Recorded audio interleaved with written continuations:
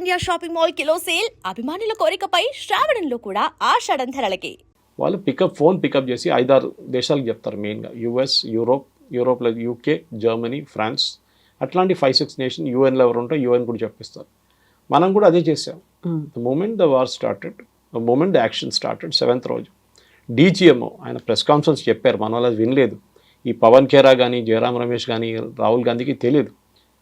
DGMO sir, I tried reaching out to my Pakistani counterpart but he refuse to take the call. So నేను చెప్పాను, already మీ bases ఇట్లా terrorist base మీద attack చేశాము అని చెప్పంగానే okay we will respond with more force అని చెప్పి ఫోన్ పెట్టేశారంట. That's a hot line actually. Dial చేయక్కర్లేదు, ఫోన్ పికప్ చేస్తే ఆ ఇంట్లో రింగ్ అవుతుంది అది అట్లా. సో ఆ రెస్పాన్స్ అక్కడ ఆగిపోయింది, దాంతో ఫినిష్. కానీ మళ్ళీ పాకిస్తాన్ వచ్చారు బయటికి, మళ్ళీ వచ్చి మన మీద దాడి చేసి మనం రిటర్న్ దాడి చేశాం. సో మోదీ గారు ఎందుకు ఆపారు? మోదీ గారు ట్రంప్ మాట వినంగానే పడిపోతారు అట్లేం లేదు. మన సెల్ఫిష్ ఇంట్రెస్ట్ ఉంటుంది. ట్రంప్తో చేసిన డీల్ మనకు తెలియదు. బహుశా మోదీ ఇండికేట్ చేశారు అది. అంటే నెక్స్ట్ టెర్రరిస్ట్ అటాక్ చేస్తే they given us a free hand. Pakistan వైపు నుంచి ఆ పెహల్గాం లాగా, ఉరీ లాగా, లేకుంటే పుల్వామా లాగా ఏదైనా మేజర్ అటాక్ జరిగితే భారతదేశం ఏం కావాలంటే చేసుకోవచ్చు అని చెప్పి that is the assurance which US has given. Obviously చాలా మటుకు జయశంకర్ గారు కానీ, ప్రధానమంత్రి గారు కానీ, రాజ్నాథ్ సింగ్ గారు కూడా, అమిత్ షా గారు చాలా క్లియర్గా చెప్పారు నెక్స్ట్ అటాక్ దిస్.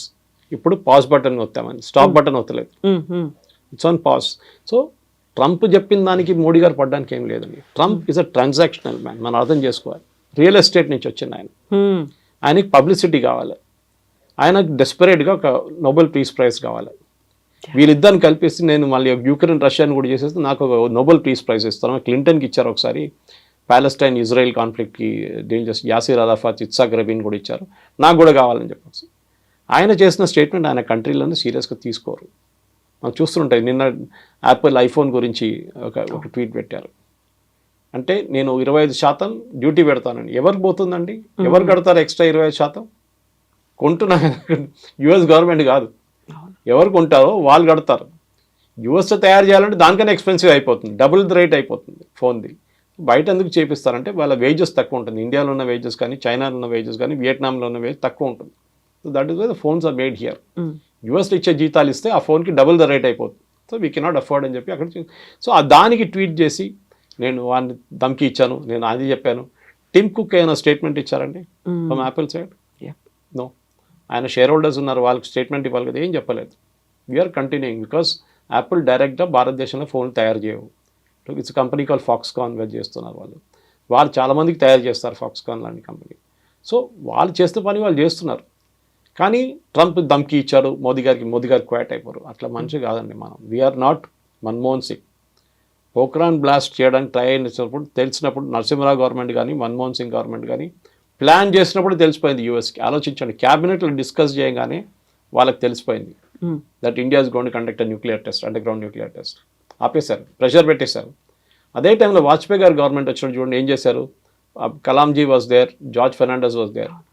క్వైట్గా చేశారు, రాత్రిపూట పని చేసి పొద్దున ఏం లేకుండా పెట్టేశారు, మొత్తం సాఫ్ చేసేసి మళ్ళీ రాత్రి పని చేసి 3వ 4వ రోజులో we had a first test and after that 3 days తర్వాత ఇంకో టెస్ట్ చేసాం మనం. చేసాం కదా. సో ఇది ప్రాబ్లం అన్నమాట వీళ్ళకి. సో వీళ్ళకి రాహుల్ గాంధీ లాంటి వాళ్ళకి చెప్పడానికి చాలా ఈజీ. ప్రెషర్ పెట్టారు దానికోసం ఆపేసామని చెప్పేసి. ఎన్నిసార్లు యూఎస్ మన మీద ప్రెషర్ పెట్టారు మనకే తెలుసు. షిమ్లా అగ్రిమెంట్ ఎవరు చేయించారండి? ఇందిరాగాంధీతోని, జుల్ఫికర్ అలీ భుట్టోతోని. దానికన్నా 1 సంవత్సరం ముందు బంగ్లాదేశ్ లిబరేట్ చేసిన మనిషిని 1 year తర్వాత మొత్తం ఇచ్చిన ల్యాండ్లన్నీ మనం ఇచ్చుకోవాల్సి వస్తుంది, including Hajipir. 1600 square kilometers we return to Pakistan Shimla అగ్రిమెంట్లో. ఎందుకు ఇచ్చారంటే స్ట్రాంగ్ లేడీ, ఐరన్ లేడీ, ఎందుకంటే యూఎస్ డిక్టేట్ చేశారు you have to give back this land అని చెప్పేసి. హాజీపీర్ అనేది చాలా పెద్ద హైట్లో ఉన్న మౌంటైన్. అది మన చేతిలో ఉంటే మనకు కార్గిల్ మనకే ఉంటుండే ఇప్పుడు దాకా. కానీ అప్పుడు కార్గిల్ జరిగిన వార్ జరగదు, కానీ వీ గేవ్ ఇట్ అవి ఇచ్చేసాము. అది చేసి చాలా తప్పులు ఉన్నాయి అట్లాంటిది. అప్పుడు అన్నీ మనం చెప్పుకొని వస్తే చాలా ఉన్నాయి. యూఎస్ ఇంటర్ఫియర్ చేసింది, కేజీబీ ఇంటర్ఫియర్ చేసింది దానికన్నా ఎక్కువ. కేజీబీలో మిట్రోకిన్ ఆర్కైవ్ చూస్తే మీరు, one of the spice who defected to US, his name is మిట్రోకిన్. ఆయన రాసిన ఒక పుస్తకం ఉంది మిట్రోకిన్ ఆర్కైవ్స్ అని చెప్పి. దాంట్లో ఓపెన్గా చెప్తున్నారు ఇందిరాగాంధీ క్యాబినెట్లో 3 మంత్రులు union ministers wear KGB spice. KGB కోసం స్పైయింగ్ చేస్తున్న మనుషులు. వాళ్ళు ఏ క్యాబినెట్ మీటింగ్లో ఏ నిర్ణయం తీసుకుంటే నెక్స్ట్ మినిట్ మాస్కోకి తెలిసిపోతుంది. We are talking of the cold war days. ఆలోచించండి. సో మోదీ గారు ట్రంప్ చెప్పారని చెప్పి పడ్డం ఏం లేదండి. వీ విల్ ఎప్పుడు ఆపాలని మనకు తెలుసు. We cannot continue. మీరు బిలీవ్ చేయరు, ఆఫ్టర్ ద బంగ్లాదేశ్ వార్ మన కంట్రీ 4 సంవత్సరాలు బ్యాంక్రప్ట్ అయిపోయిందండి. ఏం చేయక్కర్లేదు. మీ ఇందిరాగాంధీ గారు చేసినట్లనే మోదీ గారు చెప్పాలి, సరే యుద్ధం కావాలన్నా మీకు ఒక డెఫినెట్గా చేయదు, ఒక పని చేస్తాను, రేపటి నుంచి పెట్రోల్ ప్రైస్లు 3 రూపాయలు పెంచేస్తాను, నాకు యుద్ధం నడిపించాలి కదా, డబ్బులు కావాలి కదా. అప్పుడు చూడండి, అప్పుడు మారిపోతుంది డైలాగ్. ఎందుకు యుద్ధం అవుతుంది, 3 రూపాయలు పెట్రోల్ నేను కట్టాను. So every war comes with a price అంటారు. హ్యూమన్ ప్రైస్ ఉంటుంది, బడ్జెట్ ఉంటుంది, ఈ రెండు ఉండాలి. ఎందుకంటే మిసైల్ ఫైర్ చేస్తే ఒక్కొక్క మిసైల్కి ఎంత పడుతుంది, S-400ది $1 million పడుతుంది. So you cannot afford it. So కావాలంటే నడిపిస్తాం, కానీ ఏమండి, what is the end? Russia Ukraine కొట్టుకున్నట్లు కొట్టుకుంటే పోతాం, వాళ్ళు మన మీద వేస్తారు, మనం వాళ్ళ మీద వేస్తాం, మళ్ళీ వాళ్ళు మన మీద వేస్తారు. చిన్నపిల్లల ఆట కాదు కదా. So you have to have that maturity. అదే మళ్ళీ రిటర్న్ అదే పాయింట్కి వస్తాం అనమాట. ఎమోషనల్ మెచ్యూరిటీ లేదు. ఏదైనా మన ఇంట్లో కూడా డిస్కస్ చేస్తున్నప్పుడు కూల్గా ఆలోచించాలి ఏదైనా కానీ. Something similar should be done when you're dealing with politics also. So ఇప్పుడు మనం పాకిస్తాన్ నుంచి ఇక్కడికి వచ్చిన వాళ్ళు అక్రమంగా ఉన్నారు, లేకుంటే వీసా గడువు ముగిసిపోయింది, ఇమ్మీడియట్గా వాళ్ళని పంపించేసాము ఒక డెడ్ లైన్ అనేది పెట్టుకొని. ఇప్పుడు అలాంటి గడువే మే 30 వరకు ఉంది. వివిధ దేశాల నుంచి అక్రమంగా మన దగ్గరకు వచ్చిన వాళ్ళు అథెంటిక్గా వాళ్ళు ఉంటే ఓకే, అదర్వైజ్ మీరు వెళ్ళిపోండి అనే మాట. ఇప్పుడు ఇక్కడ ఒక రకమైనటువంటి కాన్ఫ్లిక్ట్ ఏమైనా కనిపిస్తుందా? వివిధ దేశాల నుంచి వచ్చారు, అందులో చాలా వరకు రోహింగ్యాలు వీళ్ళంతా ఉన్నారు, అందులో వాళ్ళ మీద సర్జికల్ స్ట్రైక్ చేయాలి అనేటువంటి ఒక మాట కూడా గతంలో వినిపించింది. సో ఇక్కడ ఇంటర్నల్గా ఇంతమంది ఉన్నారు అనుకున్నప్పుడు డీల్ చేయాల్సింది ఎలా అంటారు? స్ట్రాటజీ ఎలా ఉండాలంటారు? మా యూఎస్ చేస్తున్నారండి, ఇల్లీగల్ వీసా పంపించేస్తున్నారు కదా అందరినీ. అలాంటిది మనం ఇప్పటిదాకా చేయలేదు కదా. చేయలేదు, అది ప్రాబ్లం. మన 140 కోట్ల మంది పాపులేషన్ ఉన్న దాంట్లో సుప్రీంకోర్టు మనం చెప్పారు, మనం ధర్మశాల కాదు ఇది. ఇదే రోహింగ్యాలు పాకిస్తాన్కి ఎందుకు వెళ్ళలేదండి? ఇదే రోహింగ్యాలు ఆఫ్ఘనిస్తాన్కి ఎందుకు వెళ్ళలేదండి? ముస్లిమ్స్ కదా వాళ్ళందరూ. సౌదీ అరేబియా తీసుకోవాలి ఉండే వాళ్ళని, యూఏఈ తీసుకోవాలి ఉండే, ఓపెన్ ఆర్మ్స్ ప్లీజ్ కమ్. ఖతార్లో వీళ్ళు టెర్రరిస్ట్ లీడర్స్ అందరూ అక్కడే కూర్చుంటారు. ముస్లిం బ్రదర్హుడ్ కానీ, ఐసిస్ కానీ, అల్ఖైదా కానీ, హమాస్, వీళ్ళందరూ ఖతార్ తీసుకోవాలి ఉండే, బహరీన్ తీసుకో, ఓపెన్గా యాక్సెప్ట్ చేయాలి. రండి మీరు రోహింగ్యా ముస్లిం, మాదే ముస్లిమ్స్, యూఆర్ సేమ్. వాళ్ళు తీసుకోకుండా భారతదేశంలో వచ్చి కూర్చున్నారు ఎందుకండి? నాకు అర్థం కాదు. అండ్ పంపిస్తే వీళ్ళేమో కాలిన్ గన్జాల్స్ లాంటి వాళ్ళు సుప్రీంకోర్టుకి వెళ్ళి బోట్లో తీసుకెళ్ళి, అండమాన్లో తీసుకెళ్ళి థాయిలాండ్ దగ్గర పడేశారు, మయన్మార్ దగ్గర పడేశారు అంటున్నారు. మన దేశంలో ఇల్లీగల్గా వచ్చారు మీరు, లీగల్గా రాలేదు. UNHCR కార్డ్స్ ఇచ్చారు, united nation human right commission, కానీ we are not a signatory to that commission. మేము యాక్సెప్ట్ చేయం. యాక్చువల్లీ ఇదే సుప్రీంకోర్టు 2 నెలల ముందు రోహింగ్యా పిల్లలకి అడ్మిషన్ ఫ్రీగా ఇవ్వాలని చెప్పి ఢిల్లీ స్కూల్స్కి ఆర్డర్ ఇచ్చారు. మన పిల్లలకి లేదు, ఇండియన్ పిల్లలకి ఆట వాళ్ళు అసలు పట్టించుకోరు. రోహింగ్యా పిల్లలకి అడ్మిషన్ ఇవ్వాలని చెప్పి సుప్రీంకోర్టు, కానీ వాళ్ళ మాట తీర్పు అంతా మారిపోయింది ఎక్కడ? ఈ కాన్ఫ్లిక్ట్ మొదలైన తర్వాత. మన మన శ్రీలంక నుంచి ఒక శ్రీలంకని వచ్చింది, మనం పట్టుకొని జైలు వేసేసి ఉండే ముందే. ఫస్ట్ ఇల్లీగల్గా LTT మెంబర్ ఉండే, మళ్ళీ మన PMLA అంత PMLA కాదు, వాజ్ అండర్ నథింగ్ NSA. ఈ was arrested and put in jail in Tamil Nadu. Jail వేశారు, 10 సంవత్సరాలు జైల్లో ఉన్నాడు. ఇప్పుడు బయటకు వచ్చేయమంటున్నాడు అంటే నన్ను అక్కడ పంపేయకండి, నేను ఇండియాలో ఉండిపోతా అంటున్నాను. Supreme court sir nothing doing, next బోట్లో తీసి, నెక్స్ట్ ట్రిప్పులు చేసి, నెక్స్ట్ ఫ్లైట్లో తీసి పంపించేసాను ఇక్కడ. సో ఇది మన దేశం అండి. మన 140 కోట్ల మందిలో మినిమం క్యాల్కులేషన్ ప్రకారం, and this is not me, this is as per news channels and మిగతా రిపోర్ట్ ప్రకారం మన దగ్గర 12 నుంచి 18 కోట్ల మంది ఇల్లీగల్ సిటిజన్స్ ఉన్నారు. నిన్న చూడండి హైదరాబాద్లో ఒక హాస్పిటల్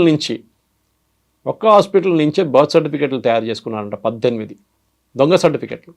డెలివరీ ఎట్ హోమ్ అని చెప్పి ఇంకో 12 సర్టిఫికెట్లు తయారు చేసుకున్నారంట. ఎట్లా చేశారండి? Who are the certificate made for? ఎవరు వెనకాల ఉన్నారు? ఇక్కడ పిల్లలు పుట్టలేదు, మీరు ఎవరి కోసం తయారు చేస్తున్నారు? ఎందుకంటే అదే బర్త్ సర్టిఫికేట్ తీసుకెళ్ళి ఆధార్ కార్డు తయారు చేసుకుంటారు, దాని తర్వాత రేషన్ కార్డు తీసుకుంటారు, దాని తర్వాత ఓటర్ ID తీసుకుంటారు 18 కావని. పుల్వామా జరిగిన తర్వాత, ఫస్ట్ అటాక్ జరిగిన తర్వాత తెలిసి పాకిస్తాన్లో ఉన్న వాళ్ళు అందరూ పంపించేస్తారు ఇక్కడ షార్ట్ టర్మ్ వీసాలు వచ్చిన వాళ్ళు. అప్పుడు తెలిసింది అక్కడి నుంచి పెళ్లి చేసుకొని ఇక్కడ వచ్చి 22 మంది వచ్చి ఇప్పుడు ఆల్మోస్ట్ వాళ్ళందరూ గ్రాండ్ మదర్స్ అయిపోయారు. ఆ ఇంట్లో 1200 పిల్లలు ఉన్నారంట ఆ ఏరియాలో అంతా కలిసి. థర్డ్ జనరేషన్ కూడా వచ్చేసిందంట. ఆలోచించండి. We are not a dharamshala. Sorry, మన పాపులేషన్ మన పెద్ద హెడేక్ మనకి. వీళ్ళకి తిండి ఎందుకు పెట్టాలండి? మనం ఫ్రీ రేషన్లు ఎందుకు ఇవ్వాలండి వీళ్ళకి? వాళ్ళ దేశం ఉన్నారు, వాళ్ళు అక్కడ వెళ్ళినాయండి. We don't want. First of all ఇది అస్సాంలో జరిగింది, మీకు గుర్తుంటుంది. అస్సాంలో పెద్దగా అజిటేషన్ జరిగింది when Rajiv Gandhi was the prime minister.